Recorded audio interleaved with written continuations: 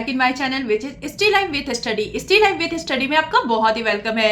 आज का वीडियो होने वाला है बहुत ही ज़्यादा इंपॉर्टेंट। टाइटल और थंबनेल से आपको पता चल गया होगा। जी हाँ, आज मैं प्लेटफॉर्म जो ऐप है नवीन सर का, उसमें जो साइंस का टीजीटी साइंस के लिए जो भी नियुक्ति बैच लॉन्च हुई है, जो सर पढ़ा रहे हैं, उसके बारे में मैं आपसे डिस्कस कर रही हूँ, क्योंकि काफ़ी ज़्यादा कमेंट भी आया था और मैंने जब बैच लेने से पहले भी आप लोग के साथ डिस्कस किया था कि मैं बैच जब ले लूँगी और उसका रिव्यू, मैं ऑनेस्ट रिव्यू आप लोग के साथ दूंगी और बैच लेना चाहिए या नहीं लेना चाहिए ये भी मैं आपके साथ डिस्कस करूंगी। तो मैंने 3-4 क्लास अभी प्लेटफॉर्म ऐप पे मैंने नवीन सर का जो नियुक्ति बैच है ना, वो मैंने 3-4 क्लास मैं की हूँ और सच बताऊं तो मुझे अभी ज़्यादा टफ लग रहा है, मुझे ईजी लग नहीं रहा है। जबकि मैंने एनसीईआरटी बुक अच्छे से पढ़ा था, फिर भी जो सर जो क्वेश्चन पढ़ा तो सर बहुत ही अच्छा रहे हैं। तो मैं आपको यही बोलना चाहूँगी ना कि अगर आपका बेसिक अच्छे से क्लियर है ना, तो आप उस बैच को परचेज कीजिएगा। लेकिन अगर आपका बेसिक अच्छे से क्लियर नहीं है तो आप प्लीज़ एनसीईआरटी, एससीईआरटी, सार संग्रह, ये सब बुक को पढ़िए। उसके बाद ही किसी भी ऐप पर मतलब कि कोई भी बैच परचेज करने की सोचिए। अगर थ्योरी वाली बैच परचेज करने की सोच रहे हैं ना,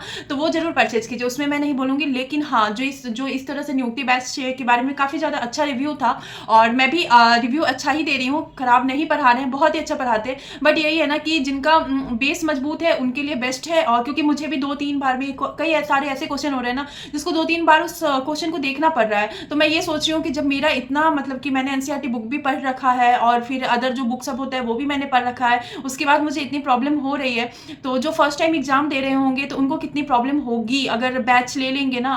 500 उनका बैच का प्राइस है, अगर बैच लेके क्लास करना, क्योंकि क्लास भी 1.5 से पौने 2 घंटे की क्लास होती है और उसको करने में मुझे पर्सनली कहे तो पौने 2 से 2.5 घंटा लग जाता है, क्योंकि मैं उसको स्पीड पे देखती हूँ तो कुछ समझ में नहीं आता है। बहुत सारे ऐसे क्वेश्चन होते हैं कि जो मतलब कि बाउंस कर जा रहे हैं, तो थोड़ा सा प्रॉब्लम हो रहा है। तो इसीलिए ना आप लोग एनसीईआरटी बुक को पढ़िए, एग्जाम कार्ड का बुक पढ़िए, फिर आपका क्या कहते हैं दिशा पब्लिकेशन, ये सब की बुक पढ़िए, बहुत ही अच्छी बुक है। और अगर आपका सेल्फ स्टडी से मतलब कि आपका बेस अच्छे से क्लियर हो गया है तो फिर आप उसको रिवीजन के लिए या फिर प्रैक्टिस सेट के तहत आप उसको लगा सकते हैं। लास्ट टाइम सुनी थी मैं कि उस वाले बैच से ना बहुत सारे क्वेश्चन आ रहे हैं। और हाँ, जिनके पास 3.0 में वो बैच था ना, तो वो उतना नहीं लीजिए, क्योंकि जो पुराने स्टूडेंट हैं उन लोग का भी यही कमेंट आता है कि वो जो है ना रिपीटेड पढ़ा रहे हैं। तो हो सकता है कि वो रिपीटेड पढ़ा रहे हैं, क्योंकि पुराना बैच मैंने लिया नहीं था तो मुझे आइडिया नहीं है कि पुराने टाइम में 3.0 के टाइम में सर ने क्या पढ़ाया था। लेकिन जब बच्चे लोग बोल रहे हैं तो 90% तो रिपीटेड होगा ही, तो फिर नया कुछ उतना है नहीं, तो उसको नहीं लीजिएगा। अगर आपका बेस अच्छे से क्लियर है, अगर आपको कोई भी प्रॉब्लम नहीं है, तो आप उस बैच को ले सकते हैं और उससे अच्छे से प्रैक्टिस कर सकते हैं। तो यही डाउट था। बहुत सारे ऐसे डाउट हैं जो आप लोग कमेंट करके पूछते रहते हैं, बहुत कम मैं रिप्लाई करती हूँ, बहुत क्या कहूँ, मैं सबका रिप्लाई करती हूँ,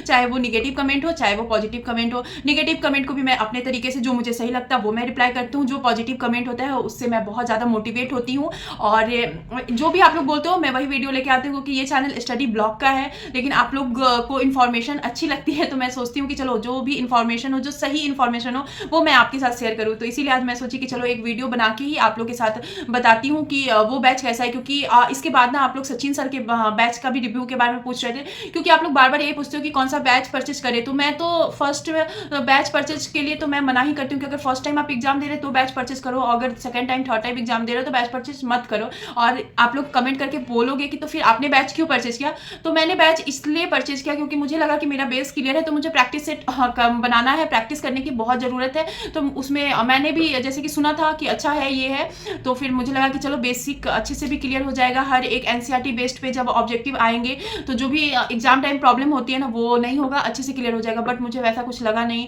और इसीलिए आप लोग के साथ भी यही कहना चाहती हूँ कि अगर बेसिक क्लियर है तो ही आप उस बैच को परचेज कीजिएगा, नहीं तो आप लोग बुक पे अभी सेल्फ स्टडी पे ज़्यादा फोकस कीजिए, क्योंकि एग्जाम होने में ज़्यादा टाइम नहीं है। और अब तो सुन रही हूँ 5.0 की भी वैकेंसी आएगी, और जो इलेक्शन होने वाली है ना वो जून जुलाई में होगी, तो उससे पहले 5.0 की वैकेंसी आ सकती है। क्योंकि बीपीएससी कभी बहुत ज़्यादा स्लो हो जाता है और कभी बहुत ज़्यादा फास्ट हो जाता है, क्योंकि 3-4 महीने में 1.0 और 2.0 भी करवा दिए।